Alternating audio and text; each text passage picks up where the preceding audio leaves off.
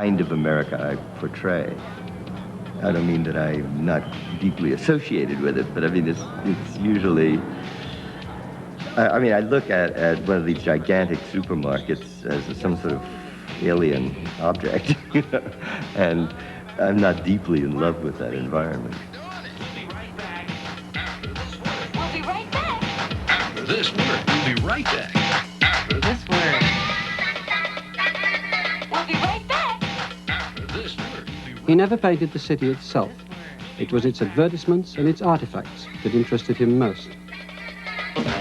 Bargains, bargains, bargains. Now how much would you expect to pay now? Bargains, Have your credit card? bargains, Have your credit card? bargains. Ready. Here's all you do. Not just one. Not just two. More than three. You get four and more. It's red. When business takes you to New York, take your wife along. I do think that advertising is a tremendous force, and it's also a relatively new force. The way it worked, particularly with television and other things, it really has grown, and the purpose of this kind of communication is to sell things. So it's a very big part of the visual as well as verbal part of the culture, and it's the new part. Lichtenstein particularly liked crudely drawn magazine and newspaper advertisements to use as source material. Well, the source was an ad for Mount Airy Lodge at the Poconos, and it appears in the Times, if not other places, I think every week or so. And I don't know, it just caught my eye, and it was 1961, I think, and I did this kind of, I don't know how to describe the nature of the drawing, but it's awkward, and it's as though you had learned how to draw each thing individually, and you put it on there. There's something about the awkward style of this that I like.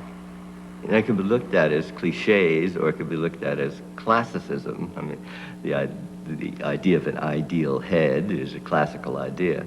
The idea of always drawing this girl the same way, or Brad the same way, and that this is an ideal of things that they usually call cliche drawings, but it builds this ideal, and it's standard, but it's not looked up to when it's isolated. I mean, when you read a comic book, you're not evaluating the comic book, you're simply reading the story. And comic books were what he looked to next, as the comic stores that sprang into popularity in the 60s provided material for his most famous series of paintings.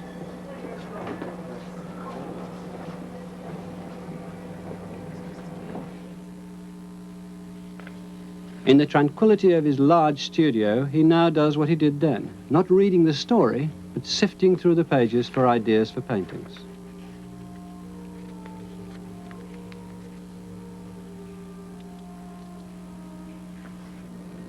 It's always been the 60s titles he's gone for. War comics like Sergeant Rock, Hellcats, and G.I. Joe. I try to look for something that says something mysterious or absurd or obvious or extremely simple or extremely complicated, something but visually and if there are words to it, that when it's a painting and not a part of the comic strip, will strike you as funny, or usually funny.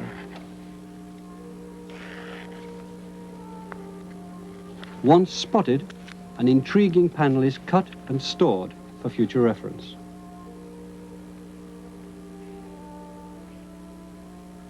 Well, this is immediate and simple to comprehend, and the fact that you push a button and important things happen is interesting. This guy looks very stern and patriarchal and commander of something or other.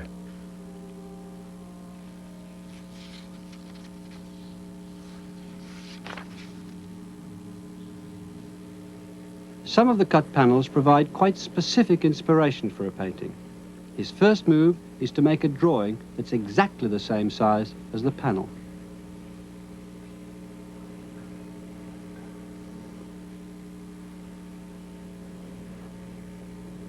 I start probably with an idea, either one I have in my head or something I see in, could be a comic book, could be printed somewhere, a newspaper or a phone book.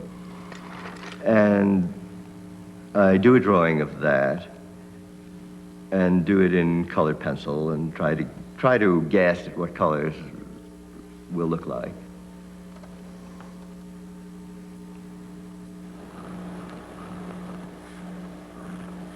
I project that with an opaque projector up against the wall to see how big I think the painting ought to be.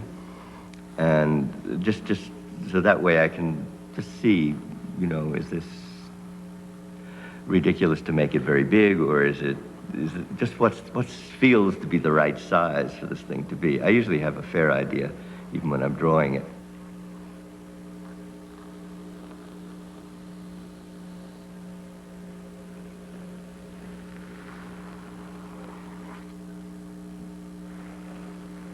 As it's the actual drawing that's in the projector, he is in fact simply enlarging exactly the same image onto the canvas.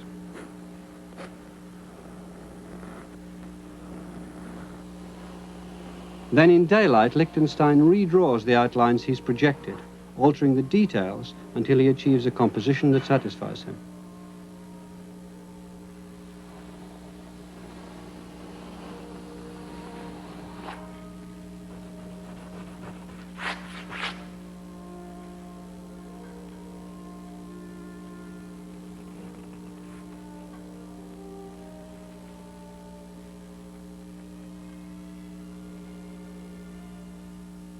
It's a method he's used since the 60s, when he was painting his most popular series of pop art pictures. Well, this is the drawing I used to project the painting over here, and I must have swiped it from two different comic sections because they seem to be separate drawings that were put together. But I have little color indications in here. The W stands for white, and the Y for yellow, and I didn't really do it that way, I noticed. Also, the airplane seems much larger in the, well, I see I have it boxed out here to make the airplane larger in this thing. I probably projected the drawing and just felt that the airplane looked better, larger. But one of the benefits of projecting is that you can play around with the image and put it in different places on the canvas, something you would be very hard to do if you were scaling it up geometrically. It's the drama, the heroics, and of course none of the consequences. We still think of war that way. But also things like explosions and people dying in airplanes all becomes a kind of beautiful design instead, and that's another kind of interesting part. It's almost not thinking about the consequences, but simply a way of painting. Specialist comic stores are now the only places to find source material for his other major series of cartoon paintings. Titles like Millie the Model and Tilly Toiler have long since become obsolete. But this kind of true love subject has given him many ideas for idealized pictures of vulnerable blondes.